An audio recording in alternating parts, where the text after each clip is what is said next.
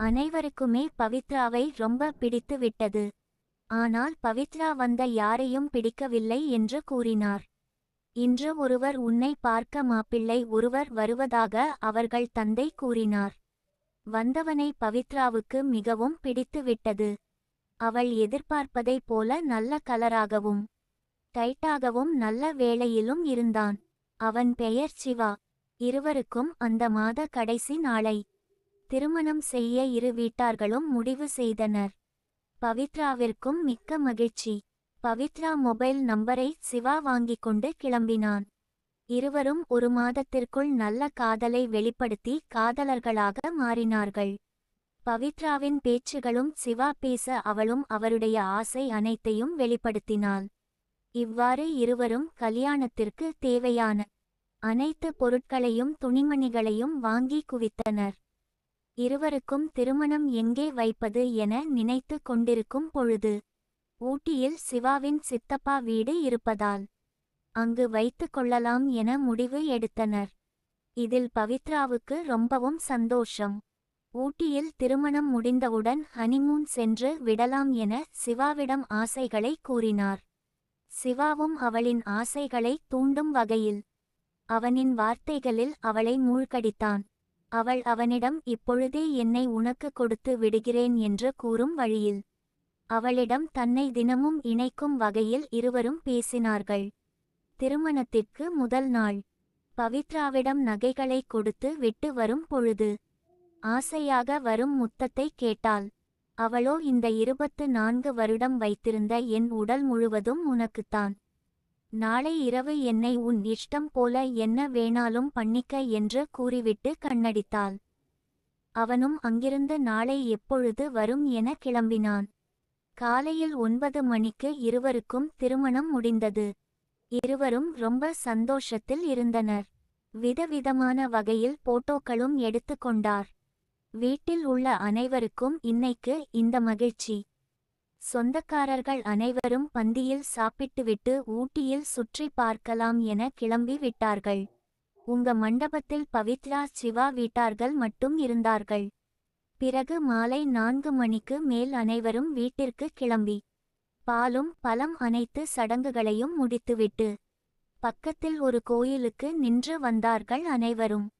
இரவு 7 மணி ஆக அடுத்த வேலை கட்டமாக சாந்தி முகூர்த்ததற்கான ஏற்பாடுகளை அவர்கள் வீட்டில் வைக்காமல் பக்கத்தில் ஒரு கெஸ்ட் ஹவுஸில் வைத்திருந்தார்கள். ஏனென்றால் வீடு மிக சிறியதாகவும் ஆட்கள் அதிகமாக இருப்பதாகவும் தனிமையில் இனிமையாக இருக்க அவர்களுக்கு சொகுசாகவும் இருப்பதற்காக அங்கு ஏற்பாடுகளையும் செய்து இருந்தார்கள். அன்று மலைக்கு மேல் ஒரு கெஸ்ட் ஹவுஸில் கண்ணாடியில் தொங்கிக்கொண்டு இருப்பது போல இருக்கும் இடத்தில் ஏற்பாடு செய்யப்பட்டிருந்தது. சிவாவும் பவித்ராவும் அங்கு செல்ல இருவீட்டார்களும் ஒரு 2-3 பேர் மட்டும் அங்கே வந்து விட்டு சென்றார்கள். பவித்ராவிற்கு அந்த இடம் மிகவும் பிடித்திருந்தது. பவித்ரா சாந்தி முகூர்த்தத்திற்காக குளிக்க சென்றாள். பட்டு புடவை இல்லாமல் ஒரு அழகான சிவப்பு மற்றும் பச்சை கலரில் ஒரு சில்க் சேரியை கட்டிக்கொண்டு ரெடியாக இருந்தாள். சிவாவிடமிருந்து பவித்ராவிற்கு ஒரு கால் வந்தது. ஒரு அரை மணி நேரத்தில் வந்து விடுவதாகவும் ரெடியாக இருப்பதாகவும் கூறினான். சிவாவின் நண்பர்களோ முதலாக ஒரு பெண்ணுடன் இருக்கப் போகிறாய். இதற்கும் லைட்டாக ஒரு கட்டிங் போட்டு கொண்டு போய் என கூற கட்டிங் போட்டால் கொஞ்சம் நின்னு தாக்கு பிடிக்கும் என கூற அவனும் நண்பர்களுடன் சேர்ந்து சரக்கு அடித்தான். பவித்ரா சிவாவிடம் கால் செய்து நம் முதலாக ஆரம்பிக்கும் வாழ்க்கை இன்று நாம் ஆரம்பிக்கப் போகிறோம். சீக்கிரம் வருமாறு கூறினாள். பவித்ராவும் ஒரு நிமிடம் நீங்கள் வரும்பொழுது நான் விளக்குகள் அனைத்தையும் அணைத்து விடுவேன் என கூறினாள். நீங்களும் நானும் ஒருவரை பார்த்து கொள்ளாமல் இன்று புரிந்து கொள்ளுவோம் என கூறினார்.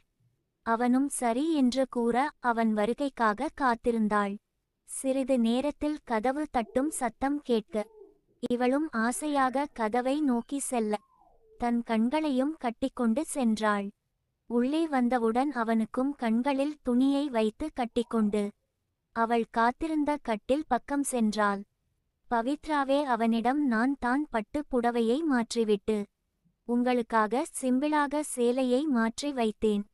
நீங்கள் ஏன் வேஷ்டி சட்டையை அணியாமல் பனியன் டீ சட்டை அணிந்து இருக்கிறீர்கள் என கேட்க, இவன் அருகில் வந்து அவன் சேட்டையை ஆரம்பிக்க, அவளும் இதற்காக காத்திருந்தவள் போல அவனுக்கு பரிசளித்தாள். பவித்ராவிற்கு முதல் முறை என்பதால் அவளுக்கு பதட்டமாகவும் இருந்தது, ஆர்வமாகவும் இருந்தது. பவித்ராவிற்கு இதில் இவ்வளவு சந்தோஷம் இருக்கும் என்பதை அன்றுதான் அறிந்தாள். காலையில் எழுந்து பார்க்கையில் சிவா காணவில்லை. போன் பேசிக் கொண்டே இருப்பார் என பவித்ராவும் குளிக்கச் சென்று வந்தாள். சிவாவை தேடி சிவாவின் நண்பர்கள் ரூமிற்கு வர, சிவா பக்கத்து ரூமில் இருந்து வெளியே வந்தான். என்னவென்று கேட்க அவனும் எல்லாம் நல்லபடியாக முடிந்ததாகவும் கூறினார். சரக்கு அடித்து கொண்டு சென்றது. அப்புறம் என்ன நடந்தது என தெரியவில்லை. உங்க பக்கத்து ரூமில் இருந்து பவித்ரா விழித்து கொண்டு வெளியே வந்தார். வந்தவள் அவனை பார்த்து கண்ணடித்து முத்தம் கொடுத்தாள். அங்கிருந்து இருவரும் வீட்டிற்கு செல்ல, சிவாவின் அத்தை ஆரத்தி எடுத்து வீட்டுக்குள் அழைத்தாள். இனிய இரவு நன்றாக நடந்திருக்கும் என அத்தை கூற, பவித்ரா வெட்கம் கலந்து சிரித்தாள். அருகில் இருந்தவள் பவித்ராவின் முகத்தை பார்த்தாலே தெரிய வேண்டாமா, எந்த அளவுக்கு சந்தோஷமாக இருந்திருக்கிறாள் என தெரிகிறது என கூறிக்கொண்டு சிரித்தாள். பவித்ராவும் வெட்கத்தில் தலையை குனிந்து கொண்டு நின்றாள். மறுநாள் விசேஷத்தை முடித்து கொண்டு சிவாவின் சொந்த வீட்டிற்கு சென்றார்கள். இருவரும் அன்று இரவுக்கு ரெடியாக காத்திருந்தாள். பவித்ரா சிவாவும் வேலையை ஆரம்பிக்க, அவளோ இன்று விளக்குகள் அனைத்தும் இருக்கட்டும். நேற்று இரவில் நடந்தது இருட்டுக்குள், இன்று வெளிச்சத்தில் நடக்கட்டும் என்றாள். சிவாவோ நேற்று நடந்தது எதுவும் ஞாபகம் இல்லாமல் அவள் சொல்வதை கேட்டுக்கொண்டு நடந்தான். இருவரும் ஆட்டத்தை தொடங்க நேற்று போல இன்று இல்லாத ஒரு எண்ணம் போல பவித்ராவுக்கு தோன்றியது. பவித்ராவிற்கு ஒரே பயமாகவும் பதட்டமாகவும் இருந்தது. என்ன செய்வது என்று தெரியாமல் இருந்தாள். இதே நிலைமையில் தான் சிவாவும் நினைத்து கொண்டிருந்தான். பவித்ராவிற்கு என்ன செய்வது என்று தெரியாமல் முழித்து கொண்டிருந்தாள். நேற்று முதலிரவில் நடந்த அனைத்தையும் நினைத்து பார்க்கையில் இன்று நடந்த எதுவும் அவளுக்கு ஒன்றாக தெரியவில்லை. அவள் நேற்று தனது கணவன் சிவா அல்லாது வேறு யாரோ ஒருவரிடம் தன்னை முழுமையாக இழந்திருக்கிறாள் என நினைத்து வருந்தினாள். இதை எப்படி சிவாவிடம் கூறுவது என்றும், இது தெரிந்தால் தனது வாழ்க்கை கெட்டுவிடும் என்றும், சிவாவிடம் இதை மறைக்காமல் எப்படி இருப்பது என்றும் நினைத்து கொண்டு தனியாக அழுது கொண்டிருந்தாள் பவித்ரா.